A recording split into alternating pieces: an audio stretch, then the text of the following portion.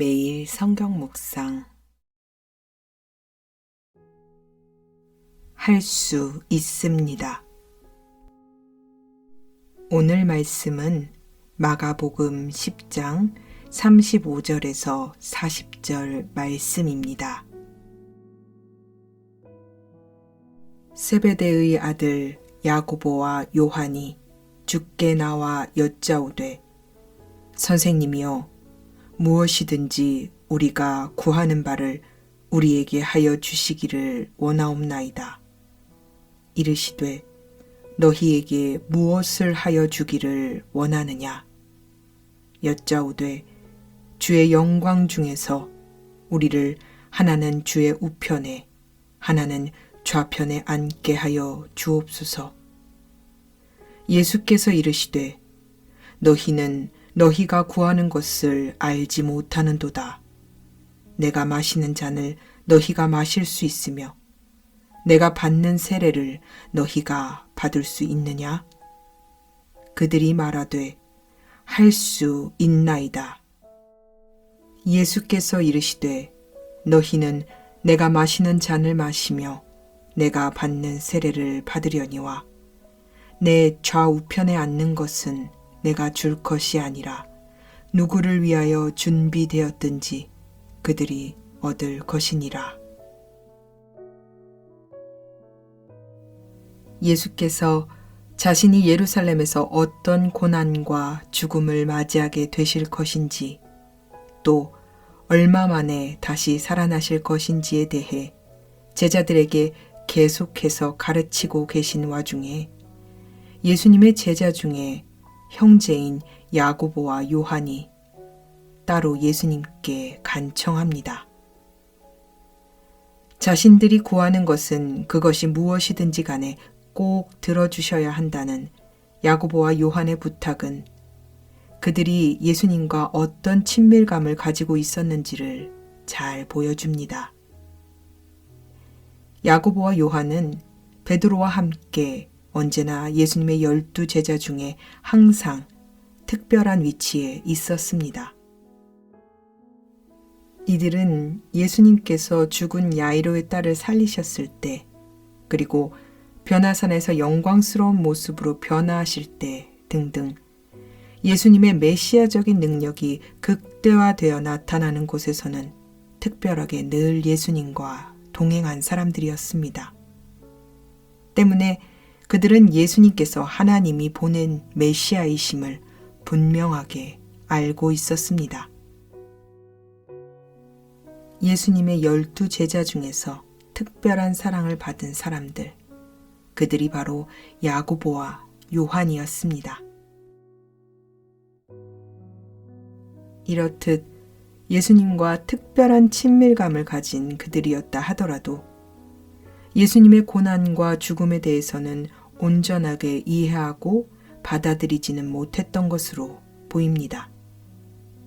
이들의 질문을 보면 예수님이 자신이 고난을 받고 버려진 바 되어 죽임당하실 것이라고 계속해서 가르치고 계셨음에도 불구하고 고난과 죽음보다는 메시아로서 받으실 영광에만 집중하고 있는 것이 나타나기 때문입니다. 아마도 그들은 지금껏 그래왔던 대로 예수님께서 메시아로서 영광을 받으시는 그날, 이때까지 그랬던 것처럼 자신들도 예수님의 나라에서 특별한 위치에 있기를 소망했을 겁니다. 그래서 그들은 예수께서 너희는 너희가 구하는 것이 무엇인지를 모르고 있다.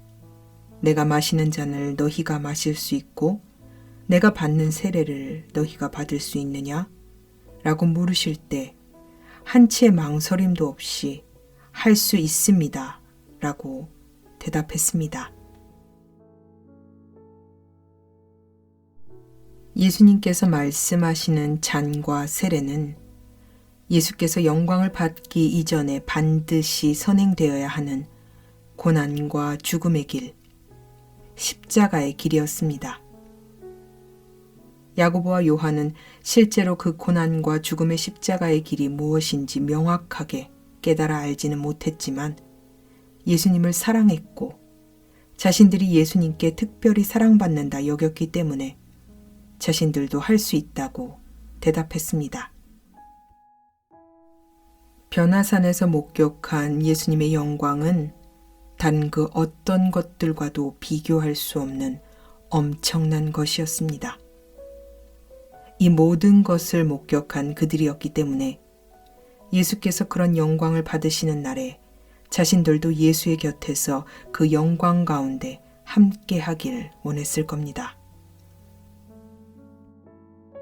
비록 고난과 고통, 영광 이전에 선행될 십자가의 고난과 죽음에 대해 제대로 깨닫지 못하고 대답한 그들이었지만 예수님께서는 너희가 내가 마시는 잔을 마시고 내가 마시는 세례를 받을 것이다 라고 말씀하셨습니다.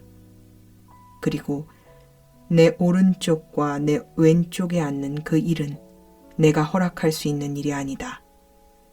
정해놓으신 사람들에게 돌아갈 것이다 라고 말씀하시면서 이 모든 일의 주관자가 예수님 자신이 아니라 하나님 아버지이심을 나타냅니다. 예수님께 특별한 사랑을 받았던 야고보와 요한, 이들은 자신들이 간청한 대로 예수께서 받으신 고난의 잔과 죽음의 세례를 함께 했습니다. 비록 이 부탁을 예수님께 드릴 때는 이들 자신이 무엇을 할 수 있다고 말하는지 온전히 깨닫진 못했었지만 주님께서는 이들의 고백을 들으시고 이들을 자신의 십자가의 길에 동참하도록 이끄셨습니다. 비록 잘못된 간청을 예수께 드린 이들이라 할지라도 이들은 예수님을 사랑했습니다. 요한은 모든 제자가 예수를 버리고 도망할 때 예수의 십자가 밑에서 예수님의 육신의 어머니인 마리아를 지키며 곁에 머물렀고 야고보는 12사도 중에 가장 먼저 순교했습니다. 이후에 사도 요한은 가장 오랫동안 살아남아서 반모섬에서 계시록의 비전과 환상을 기록했습니다. 전승에 의하면 요한은 반모섬에서 나와 이후에 초대교회 공동체에서 남은 여생을 살다가 주님의 부르심을 받았다고 합니다. 그는 예수님을 위한 고난의 잔을 가장 오랫동안 마신 제자가 되었습니다. 그들이 순교와 고난의 길을 마다하지 않았던 이유, 바로 그것은 부활하신 예수의 영광을 몸소 체험했고 그들이 예수를 사랑했기 때문이었습니다.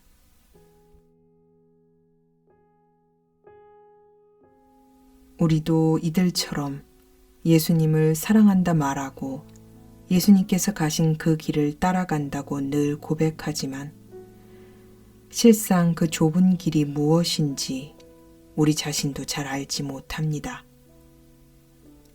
예수를 따라가는 그 길에 무엇이 있는지, 어떤 고난과 영광이 있는지 온전히 깨달아 알기란 쉽지 않습니다. 그럼에도 불구하고 십자가 지겠노라, 주님 따라가겠노라 고백하고 찬양하는 우리에게 주님께서는 말씀하십니다. 내가 마시는 잔과 내가 마시는 세례를 너도 마시고 받을 수 있겠느냐? 여러분은 이 질문에 무엇이라 주님께 대답하시겠습니까? 주님이시라면 우리에게 어떤 대답을 기대하실까요? 아마도 네, 할 수 있습니다. 주님, 제가 주님을 사랑합니다. 라는 대답을 기대하시진 않을까요? 그래, 내가 지금 잘 몰라도 내가 무엇을 구하는지 지금 온전히 깨닫지 못한다 해도 내가 너의 그 고백대로 너와 함께 가마 나의 십자가의 길을 외면하지 않는다 말해줘서 참으로 고맙구나 라고 대답하지 않으실까요?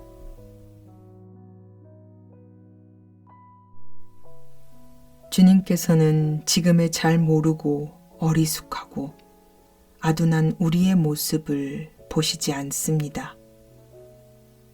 우리의 어리숙하고 설익은 고백이라 할지라도 그것을 통해 주님께서는 당신의 제자로 우리를 이끌어 가십니다. 그리고 마침내 그 좁은 길 갈 수 있도록 우리와 늘 함께 하실 것입니다. 주님께서는 그 마침내의 모습을 우리를 통해 보고 계십니다. 그러니 무조건 못해요, 못 가요 하지 말고 설사 나중에 낮아빠지는 한이 있다 하더라도 오늘은 주님께 주님 할 수 있습니다 라는 고백 올려드려 보시는 건 어떨까요? 주님을 사랑하는 마음으로 올려드리는 그 고백대로 주님께서 일하실 것입니다. 아가서를 통해 주님께서 우리에게 말씀하십니다. 나의 사랑, 내 어여쁜 자야, 일어나서 함께 가자.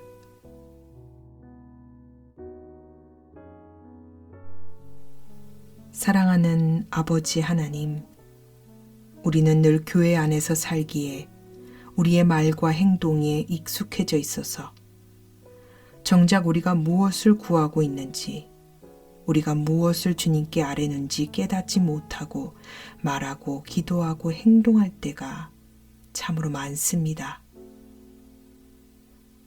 그러나 중요한 것은 우리가 주님을 사랑하는 것입니다. 그리고 끝까지 주님 곁에 붙어 있는 것입니다. 그러면 주님께서 당신의 선하신 목적과 뜻대로 우리를 이끌어 가실 것입니다. 그런 선하신 주님을 신뢰합니다. 오직 우리를 이끌어 가실 주님께 소망을 두고 주님, 제가 주님을 사랑합니다. 주님, 할 수 있습니다. 고백하며 주님을 따라가는 우리가 되게 하여 주시옵소서. 우리 구주 되신 거룩하신 예수 그리스도 이름으로 간절히 기도드립니다. 아멘.